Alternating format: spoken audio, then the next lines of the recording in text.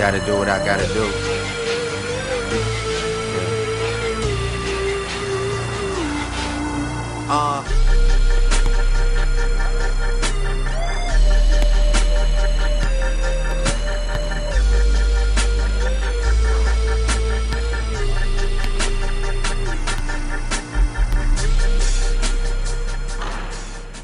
Good afternoon, Duke fans. Normally we'd be here for our segment which is called Duke's One-on-One, but today we're joined by a very special guest by the name of Kieron Achara, who played for the Dukes from 2003 to 2008 and is heading into his 5th season overseas. So we decided to call this segment Catching Up with Kieron, and we plan to do just that. I'm your host, Jay Spinks. Thanks for tuning in. Kieron, how does it feel to be back on campus, and do you notice the changes? What do you think about them and the renovations that's been taking place? Oh, it's always great to come back. You know, I'm back every year, but I mean every year I've seen a drastic change year to year.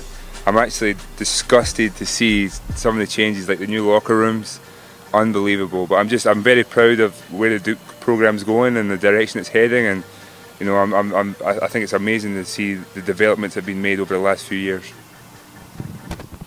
Kieron, now can you talk about your current situation and your pursuit to obtain a final roster spot on the Great Britain Olympic team? As we know now, you have made the preliminary stages, which is the 18, and they cut on June 30th to 12 players. Yeah. Now can you explain to us what all goes into it? Well, now we're heading off to Houston. Every summer, this is the same every summer. I've been a part of the team now for 5 years.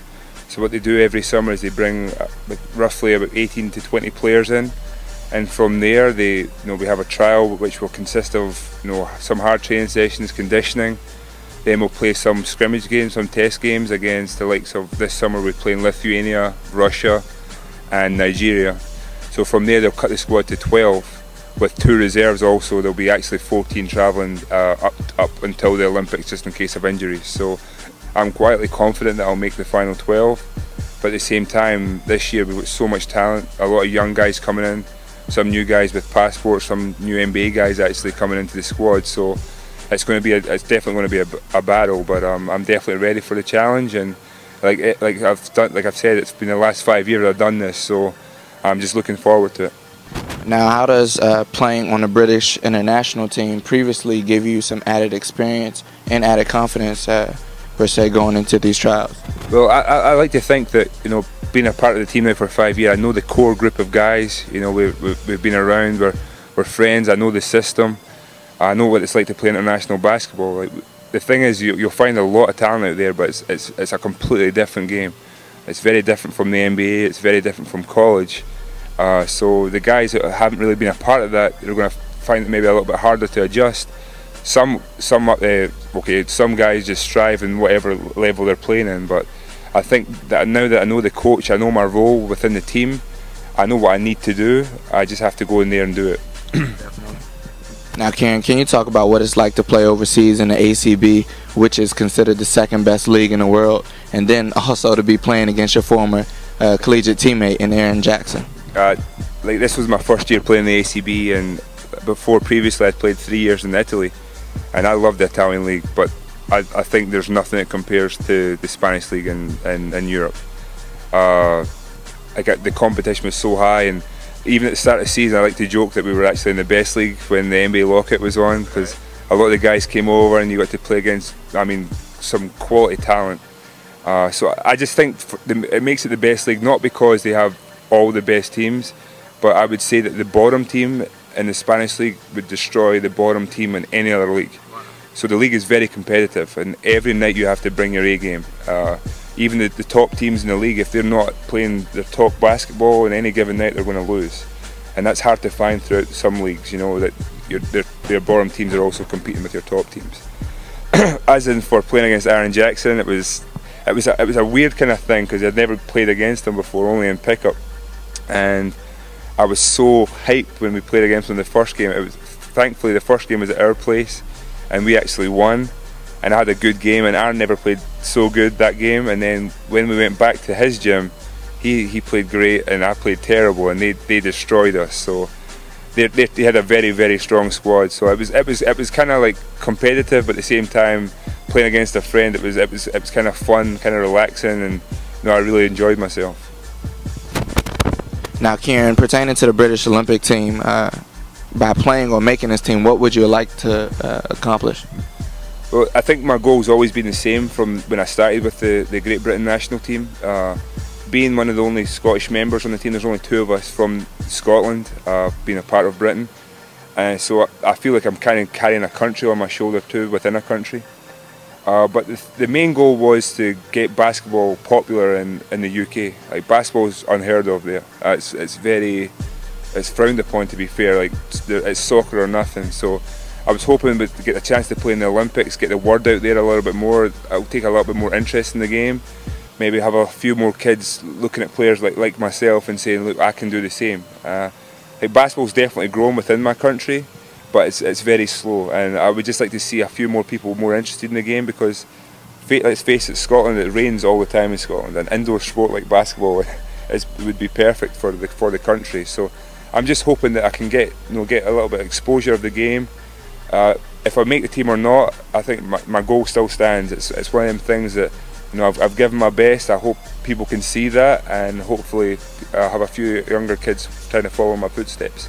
Definitely, that's got to be big for you. Like you said, carrying a country within a country on your shoulders, and then kind of trailblazing the way and opening eyes for people of your country to kind of say, look, we can do this. And definitely. So. Like, when I was back there last, I was going around all the little schools, the elementary schools, and the buzz, and you wouldn't believe how proud they are of me. Like, being from a small town, you know, having the opportunity to play and be an Olympian, it's definitely built up some excitement in my town. So it's kind of a thing that I feel proud to be a part of. I don't want to let anybody down, so that's why I'm continuing to work hard and hopefully make them proud. That's amazing. Now, Ken, I don't know if you've heard, but Ovie Soko, which is a transfer guard from UAB that's coming to Duquesne next year, has also been invited to try out for the British Olympic team. I don't know if you've heard about him, but what things have you heard, and what advice could you give him down there at those tryouts that'll help benefit him, knowing that you attended Duquesne and he's now coming? Well, the basketball world is very small in Britain. I've definitely heard of the kid. I've heard only good things about him. You know, very athletic, strong upside, very dedicated to the game. So I'm excited to see him. You know, the fact that, you know, I'm a proud alumni, so I'm very fortunate to have a guy like this coming to Duquesne. It'll kind of keep me happy. First of all, I'd like to say congratulations to him, to be so young and to be on the radar at that elite level. I mean, he must be doing something right. So I'm very proud of him. I want to congratulate him. As for Duquesne, you know, I'm going to tell him about the city, tell him what to watch out for, kind of what he needs to do when he comes to college. The thing is, he's going to be a senior when he plays, so he's been through a lot of the whole freshman kind of routine and stuff. So he knows that this is strictly business. He's coming here for his grades and for basketball, and he just wants to be a winner. And that's why I'm sure he's coming to Duquesne. He feels the buzz of Duquesne, and he knows that, you know, they're what they want to achieve. They want to win. So I'm sure his mind will already be right. But I'll give him some advice about the city and what to look forward to and how to survive the winters here in Pittsburgh on the Bluff. So I'm sure I'll help him on the right direction, definitely. I'm pretty sure anybody can use some advice on how to survive the winters here on the Bluff, but that's amazing. Now, Kieron, it's going on a couple of years that you've graduated and moved on from Duquesne, but are there any teammates that you do happen to keep in contact with? In fact, I do. I keep in touch with a lot of the guys. I like to say that Duquesne was kind of like a family, especially with all the problems we went through, with, you know, from like the shootings to some of the injuries and some of the other things we went through. I think it really brought us together as a team. Obviously, Aaron Jackson, being in Spain, I talked to him probably the most this year. Just trying to help him out when he was down, and same and vice versa. When sometimes you go through hard times, you're all alone. Sometimes you need someone to talk to. Reggie Jackson was out in Portugal, so he was close to me too. So kept in contact with him. He had a great season. He won another championship. So Reggie's doing big things. Obviously, Sean James was in Tel Aviv. Talked to him when I could. Now with, you know, the likes of Facebook and Twitter and all the rest, it's so easy to keep in touch with the guys. Gary Tucker is still here in Pittsburgh. Yeah, so I talked to a lot of the guys. I'm actually staying with one of my old teammates. He was a walk-on, Andrew Gans. When I like to say he was a player, but you know, he's one of the great guys. He's actually my financial planner too, so he's my closest friend. I keep him real close because he deals with my money. Yeah, Adam Supley, a lot of the guys. Like I said, Duquesne was like my other family, so I like to keep as close in contact with as many guys as possible. Thanks Dukes fans for tuning in in American. Kieron Achara here, just signing out. Go Dukes! Special thanks to Kieron Achara for coming in and stopping in with us. Thanks for tuning in and catching up with Kieron. I'm your host, Jay Spinks. See you next time.